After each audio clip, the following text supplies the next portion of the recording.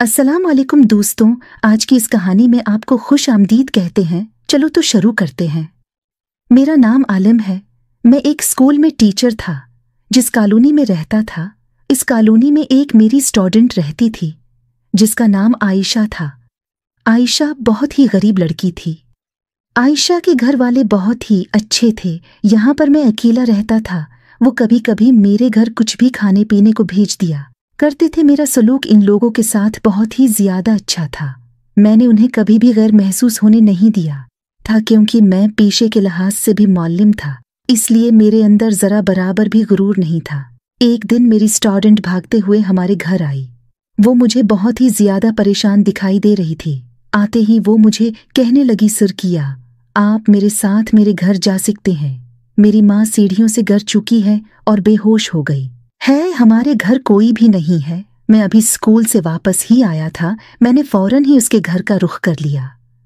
मैं फौरन ही उसकी माँ को अस्पताल लेकर चला गया।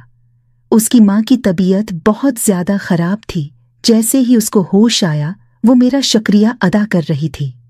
मैं आयशा की माँ को वापस इसके घर छोड़कर आ चुका था। एक दिन मैंने देखा कि आयशा स्कूल का यूनिफॉर्म पहने स्कूल जा रही थी, लेकिन अभी तो स्कूल का टाइम ही नहीं हुआ था। फिर वो न जाने कहाँ जा रही थी। लेकिन जैसे ही मैं स्कूल पहुंचा, लेकिन आज वो क्लास में नहीं आई थी। मुझे समझ नहीं आ रहा था कि वो न जाने कहाँ चली गई है। आजकल वो पढ़ाई में भी बहुत ही ज्यादा कमजोर होती जा रही थी।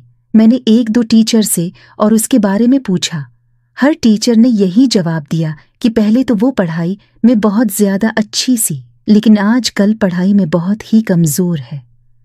मैंने एक दो दफा उसकी माँ को भी बुलाने की कोशिश की, लेकिन फिर थोड़ी ही दिन बाद में ये बात भूल चुका था और आयशा ने भी अपनी माँ को बुलाने की जहमत न की। कुछ दिन यूं ही गुजरते रहे। फिर मैंने आयशा के साथ उसकी दोस्त को भी बहुत ही जल्दी वक्त से पहले स्कूल जाते हुए देखा, लेकिन उन दोनों का मामला मेरी समझ से बाहर था कि वो आखिर इस टाइम स्कूल किया करने जा रहे हैं।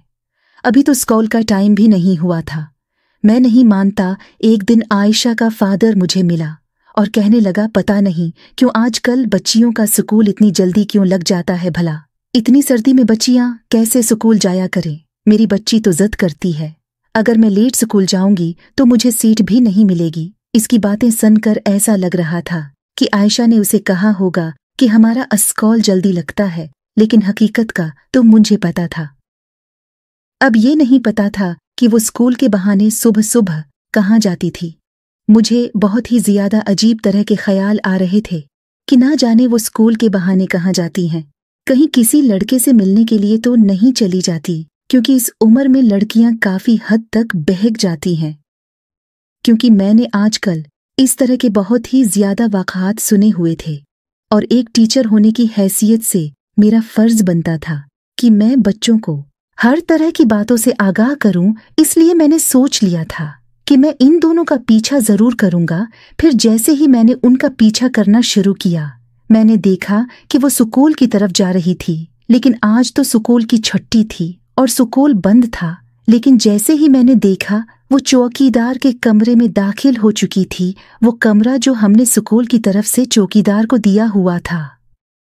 पहले तो मैंने सोचा कि मैं जाकर चौकीदार को पकड़ लेता हूँ, लेकिन फिर मैंने कहा कि वो ऐसे बहुत ही चौंकना हो जाएगा और शायद मेरे हाथ से भाग जाए, इसलिए मैं ऐसे ही वापस आ गया। लेकिन जैसे ही अगले दिन वो दोनों क्लास रूम में आई, मैंने उनको अपने पास बुलाया और बहुत प्यार से पूछना शुरू कर दिया कि क्या तुम दोनों के साथ कोई मसला है। लेकिन उन्होंने कोई जवाब न दिया और कहने लगी, नहीं सर, हमारे साथ तो कोई भी मसला नहीं है। मैंने इन लोगों से मजीद पूछने की कोशिश की, लेकिन वो मुसलसल मुझसे झूठ बोले जा रही थी। मुझे पता चल रहा था कि वो मुझसे झूठ बोल रही है, इसलिए मैंने उन पर थोड़ी सख्ती की और कहा कि मैंने तुम लोगों की सारी हरकतों को देख लिया है।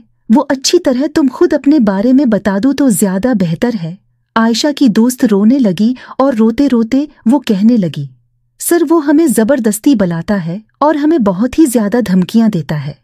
मैंने कहा, तुम लोग क्यों जाती हो उसके पास और तुम लोगों ने उसके खिलाफ कंप्लेन क्यों नहीं की। फिर वो कहने लगी, सर, हम लोगों से एक गलती हो गई थी जिसकी वजह से वो हमें ब्लैकमेल करता है।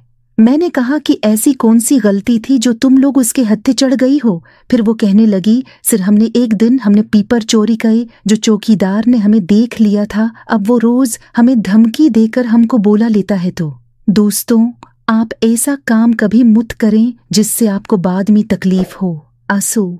जी दोस्तों, आज की कहानी आपको कैसी लगी जरूर बताएं और मेरे चैनल को सब्सक्राइब करें।